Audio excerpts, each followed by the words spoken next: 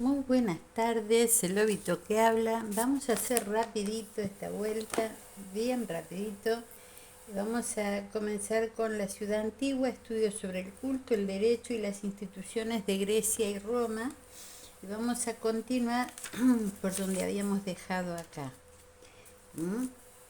Estamos viendo que los clientes se emancipan. Historia de esta revolución en Roma. ¿Mm? La plebe adquirió muy pronto gran importancia en Roma. La situación de la ciudad entró entre los latinos, los sabinos y los etruscos, la condenaba a perpetua guerra, y la guerra le exigía que tuviese una población numerosa. Por eso los reyes acogieron y llamaron a los extranjeros sin fijarse en su origen.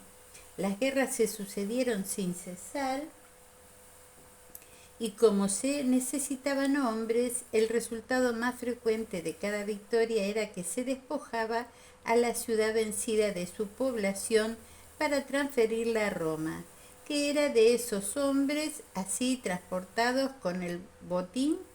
Si entre ellos había familias sacerdotales y patricias, el patriciado se daba prisa en asociárselas.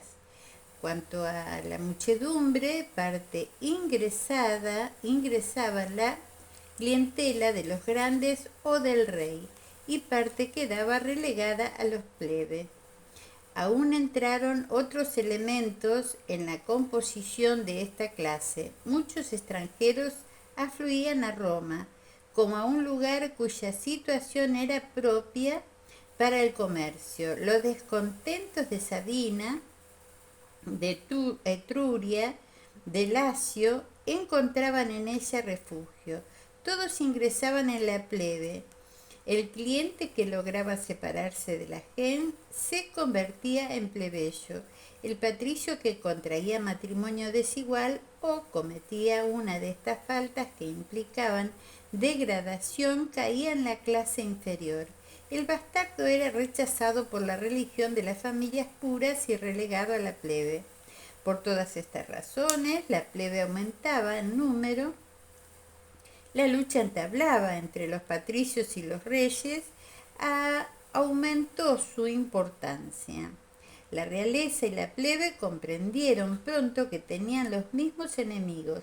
La ambición de los reyes se cifraba en emanciparse de los viejos principios de gobierno que contrariaban el ejercicio de su poder. La ambición de la plebe era derribar las antiguas barreras que la excluían de la asociación religiosa y política, estableciéndose una alianza tácita, y los reyes protegían a la plebe sostendrá a los reyes. Las tradiciones y los testimonios de la antigüedad colocan en el recuerdo de Servio los primeros progresos de la plebe. El odio que los patricios conservaron a ese rey muestra suficientemente cuál era su política. La primera reforma fue dar tierras a la plebe, no en verdad sobre el ager romanus, sino sobre los territorios conquistados al enemigo. No fue por eso una innovación menos grave el conferir así el derecho de propiedad sobre el suelo a familias que hasta entonces solo habían podido cultivar la tierra de otros. Lo más grave fue que aún publicó leyes para la plebe, que jamás las tuvo antes.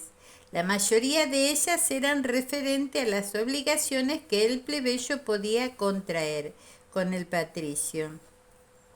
Era esto un comienzo de derecho común entre las dos órdenes, y para la plebe un comienzo de igualdad. Este mismo rey estableció luego una nueva división en la ciudad sin destruir las tres antiguas tribus en que las familias patricias y los clientes estaban distribuidos según el nacimiento. Fundó 4 nuevas tribus, en que la población entera estaba distribuida según el domicilio. Hemos visto esta reforma en Atenas y hemos dicho sus efectos. Los mismos se reprodujeron en Roma. La plebe que no entraba en las antiguas tribus fue admitida en las tribus nuevas y esta muchedumbre, hasta entonces flotante, especie de población nómada que no tenía ningún lazo con la ciudad. Tuvo en adelante sus divisiones fijas y su organismo regular. La formación de esas tribus, donde ambos órdenes estaban mezclados, marca verdaderamente la entrada de la plebe en la ciudad. Cada tribu tuvo su hogar y sacrificios. Servio estableció dioses, lares en cada calle de la ciudad, en cada circunscripción del campo, sirviendo de divinidades a los que no las tenían por su nacimiento. El plebeyo se celebró fiestas religiosas en su barrio y de su burgo, Compitalia, Paganalia, como el patricio celebraba los sacrificios de su gen y de su curia. Un gran cambio se celebró al mismo tiempo en la ceremonia sagrada de la lustración. El pueblo ya no se ordenó por curias, con exclusión de los que éstas no admitían. Todos los habitantes libres de Roma, solo los que formaban parte de las tribus nuevas, figuraban en el acto sagrado. Por primera vez se reunieron todos los hombres sin distinción de patricios, clientes y plebeyos. El rey dio la vuelta a esta asamblea, conduciendo ante sí a las víctimas y entonando el himno solemne. Terminada la ceremonia, todos se encontraron igualmente ciudadanos. Antes de Servio, solo se conocía en Roma dos clases de hombres: la casta sacerdotal de los patricios con sus clientes y la clase plebeya. No se conocía otra distinción que la establecida por la religión hereditaria. Servio hizo una división nueva, la que tenía por principio la riqueza. Distribuyó a los habitantes de Roma en dos grandes categorías. En una estaban los que poseían algo, en la otra los que nada tenían. Bueno, lo vamos a dejar acá porque parece que me quedé sin batería. ¿Está? Y seguimos en el próximo video. ¿Está?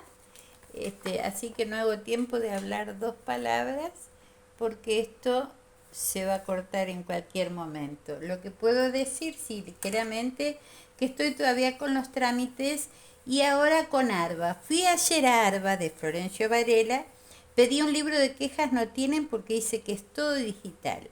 Así que me dijeron que entre, o sea, yo tengo la denuncia a ARBA, ya la tengo hecha porque no es una sola casa que me robaron. Pero esta otra ya se le fue la mano, ya es mucho tiempo. Entonces fui presencialmente como la vez pasada por esta casa, fui por la mía, porque esta es de mi mamá, y no tienen libro de quejas. Me dijeron que vaya a La Plata.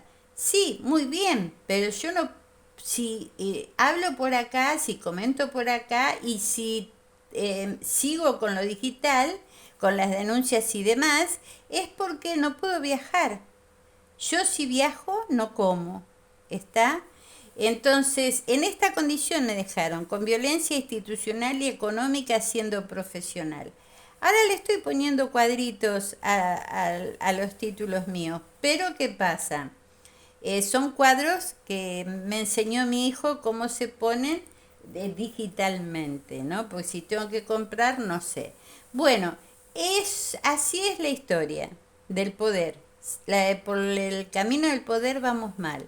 Porque si vos sos resiliente, buena persona y paciente, te toman por estúpida. Y encima, cuídate, que no se ofendan.